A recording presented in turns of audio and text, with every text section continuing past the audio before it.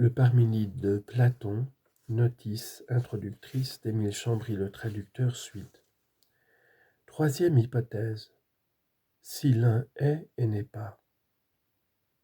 Si l'un est tel que nous avons dit, un est multiple, ni un ni multiple, et s'il participe du temps, il faut que tantôt parce qu'il est un, il participe de l'être, et que tantôt il n'en participe pas, c'est-à-dire qu'il naisse et qu'il meurt. Quand il devient un et multiple, nécessairement il se divise et se rassemble. Quand il devient semblable et dissemblable, il s'assimile et se désassimile. Et quand il devient plus grand, plus petit, égal, il croît, décroît, s'égalise.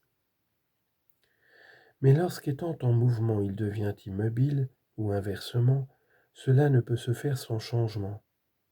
Ce changement se fait dans ce qu'on appelle l'instant, et dans ce passage d'un état à un autre, l'un n'est ni en repos ni en mouvement, et n'est pas dans le temps. De même lorsqu'il passe de l'existence à la mort ou inversement, pendant le changement, ni il naît, ni il n'est pas, et il ne devient, ni il ne devient, ni il ne devient pas. De même, en passant de l'un au multiple ou du multiple à l'un, il n'est ni un ni multiple, ni ne se divise, ni ne se réunit. En passant du semblable au dissemblable, et du dissemblable au semblable, il ne s'assimile ni ne se désassimile.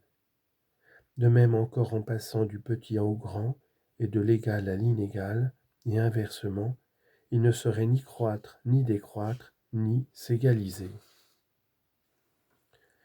Quatrième hypothèse, si l'un existe, que s'ensuit-il pour les autres choses? Les choses autres que l'un ne sont pas l'un, mais elles en participent.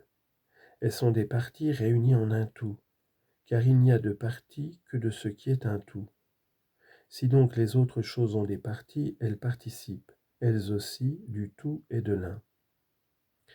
Mais si elles participent de l'un, elles sont autres que l'un, donc multiples, et d'une multiplicité infinie, car avant de participer à l'un, elles sont multiples, et l'on peut en prélever la plus petite partie qu'on voudra, cette partie sera encore multiple et infinie en nombre.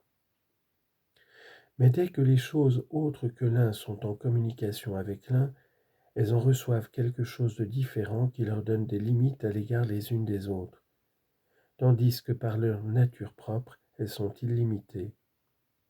Ainsi les choses autres que l'un sont à la fois limitées et illimitées. Elles sont aussi semblables et dissemblables, identiques et différentes, en mouvement et en repos, et il est facile de démontrer qu'elles reçoivent tous les caractères opposés.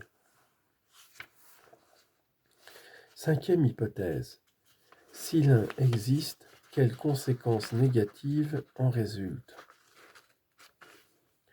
L'un est à part des autres choses, et les autres choses à part de l'un, car l'un n'ayant pas de partie ne saurait être dans les autres choses ni tout entier ni partie, et les autres choses ne participent pas de lui. Elles ne sont pas non plus multiples, car si elles l'étaient, chacune d'elles en tant que partie du tout serait un. Elles ne sont ni semblables ni dissemblables, car semblables ou dissemblables, elles participeraient d'une chose, et semblables et dissemblables, elles participeraient de deux choses.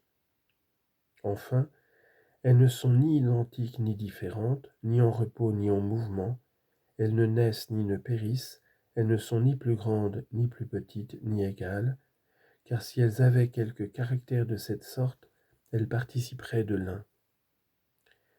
Ainsi donc, si l'un est, il est tout, et il n'est même pas un relativement à lui-même et aux autres. Sixième hypothèse. Si l'un n'est pas, que s'ensuit-il pour lui? Quand on dit « si la grandeur n'est pas, si la petitesse n'est pas », on parle de ce qui n'est pas comme d'une chose différente des autres, et l'on entend une chose qui peut être connue et qui diffère des autres. De même, si l'un n'est pas, il est objet de science, et les autres sont différentes de lui. Il participe du celui-là, du quelque chose, puisqu'on dit de lui, celui-là, quelque chose. Il est dissemblable et semblable, dissemblable puisque les autres choses diffèrent de lui, semblable puisqu'étant dissemblable des autres choses, il est forcément semblable à lui-même. Il a l'inégalité, car s'il était égal aux autres choses, il serait, et il leur serait semblable, deux choses impossibles. Mais dans l'inégalité, il y a grandeur et petitesse, et entre les deux, comme intermédiaire, l'égalité. Ainsi l'un qui n'est pas participe de la grandeur et de la petitesse et de l'égalité. Il participe aussi de l'être, car quand on dit l'un n'est pas, on dit vrai, et dire vrai, c'est dire ce qui est. Il est non existant et il a l'être du non-être. L'un qui n'est pas a donc à la fois l'être et le non-être. Pour passer de l'un à l'autre, il change et se meut. Mais n'étant pas, il ne change pas de lieu, ne tourne pas sur lui-même, ne s'altère pas. Il est donc en repos. On peut dire de même qu'il naît et meurt, et qu'il ne naît ni ne meurt. Septième hypothèse, si l'un n'est pas, il n'a aucune détermination. Quand nous disons qu'une chose n'est pas au sens absolu, cela veut dire qu'elle ne participe de l'être en aucune façon et qu'elle ne peut ni le recevoir ni le perdre.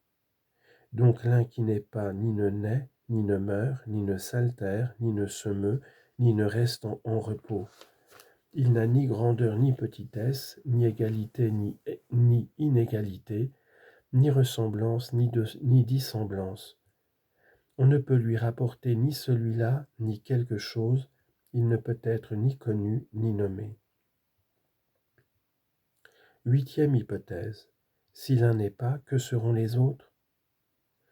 Les autres choses ne pouvant être autres par rapport à l'un qui n'est pas, le seront par rapport à elles-mêmes. Elles le seront par masse plurielle, puisqu'elles ne peuvent l'être par unité, si l'un n'est pas. Il y aura ainsi une multitude de masses dont chacune paraîtra une sans l'être. Elles auront l'air de former un nombre, d'être pair et impair, égal à chacune de leurs parties et limitées entre elles. Vue de loin, chacune de ces masses paraîtra une, vue de près, chacune paraîtra infinie en nombre. Elles paraîtront donc infinies et limitées, semblables et dissemblables, les mêmes et autres les unes que les autres, en contact et séparées, mues et immobiles, naissant et périssant, ou ne naissant ni ne périssant, et soumises à tous les contraires de cette nature. Neuvième hypothèse. Si l'un n'est pas, quelles négations s'en suivront pour les autres? Si l'un n'est pas, aucune des autres choses ne peut être conçue ni comme une, puisqu'il n'y a pas d'unité, ni comme plusieurs, puisque sans unité il ne saurait y avoir de pluralité, ni comme semblable, ni comme dissemblable, ni comme identique, ni comme différente, ni comme en contact, ni comme séparée, etc. En un mot, si l'un n'est pas, rien n'est.